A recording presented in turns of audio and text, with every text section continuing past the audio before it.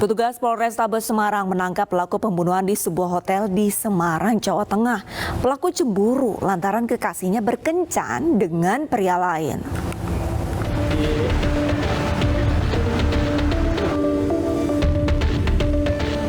Muhammad Najib, warga Bandar Harjo, Semarang, ditangkap petugas Resmo Polrestabes Semarang.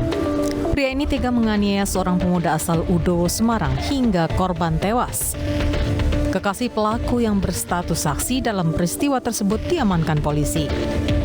Penganiayaan terhadap korban hingga hilang nyawa dilatar belakangi rasa cemburu. Pelaku cemburu kekasihnya kencan dengan korban. Dalam kondisi mabuk, pelaku marah dan meminta korban datang ke hotel. Pelaku menganiaya korban dengan senjata tajam. Usai beraksi, pelaku meminta dua temannya membawa korban ke rumah sakit, namun nyawa korban tak tertolong. Lari ke arah Demak, Pak. Arah ke Demak, terus ada yang ngabarin korban meninggal, saya langsung nyerah. Tanda merah inilah kemudian menjadi pangkal persoalan oleh pelaku yang saat kemarin dalam keadaan mabuk. Betul ya Mas ya? Ya. Jadi Najib ini bertanya kepada teman wanitanya, mengapa ada tanda khusus di bagian tubuh. Itu memberikan penjelasan bahwa ini adalah hadiah dari orang lain kemarin. Nah, itulah kemudian yang membuat si Najib. Atas perbuatannya, pelaku dijerat pasal 338 KUHP tentang pembunuhan dan terancam pidana penjara maksimal 15 tahun. Sementara kekasih pelaku masih dilakukan penyidikan di Polrestabes Semarang. Peristiwa penganiayaan terjadi di kamar hotel di Semarang. Korban bernama Rizal Anggriawan dianiaya Muhammad Najib dengan senjata tajam. Usai beraksi, pelaku minta dua temannya membawa korban yang terluka dan bersimbah darah ke rumah sakit. Namun, nyawa korban tak tertolong. Curiga berselingkuh, seorang suami mendapati istrinya di rumah dinas kepala kantor pos di Palangkaraya, Kalimantan Tengah. Kecurigaan suami diduga istrinya mendua setelah 10 bulan mereka tidak bertemu.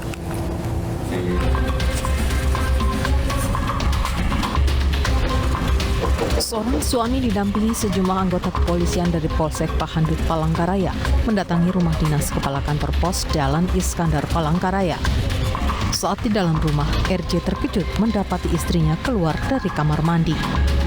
Kedatangan RJ ini berawal dari kecurigaan terhadap istrinya yang merupakan karyawan kantor pos diduga berselingkuh dengan atasannya. Tak bertemu selama 10 bulan, sang suami membuntuti istrinya. Setelah saya tidak bertemu bersama istri saya selama kurang lebih 10 bulan, saya coba untuk mengikuti istri saya, dan kebetulan juga si istri saya ini berhenti di salah satu toko swalayan di Jalan Diponegoro. Dan setelah itu istri saya cuma menitipkan motor saja di salah satu toko tersebut dan dijemput oleh seorang pria yang menggunakan. Kasus dugaan perselingkuhan ini telah dimediasi di kantor Polsek Pahandut Palangkaraya dan sang suami rencananya akan menempuh jalur hukum adat. Pemirsa, agama sudah mengatur bagaimana sepatutnya hubungan pria dan wanita yang sudah menikah dengan lawan jenis. Berpikirlah dengan bijak sebelum bertindak, karena perselingkuhan hanya akan membawa prahara, bukan kebahagiaan. Sesaat lagi realita, pemuda pembunuh keponakannya yang masih bayi diperiksa kejiwaannya. Usai jeda.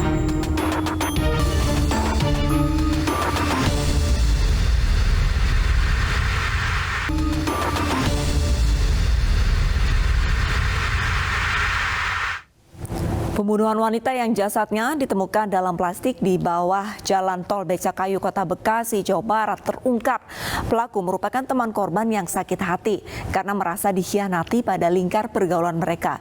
Detik-detik korban sebelum dihabisi dan saat sudah menjadi jasad terekam CCTV apartemen. Pemirsa, informasi ini sekaligus menutup program Realita hari ini. Saya Arliza Hadi pamit undur diri. Terima kasih dan sampai jumpa.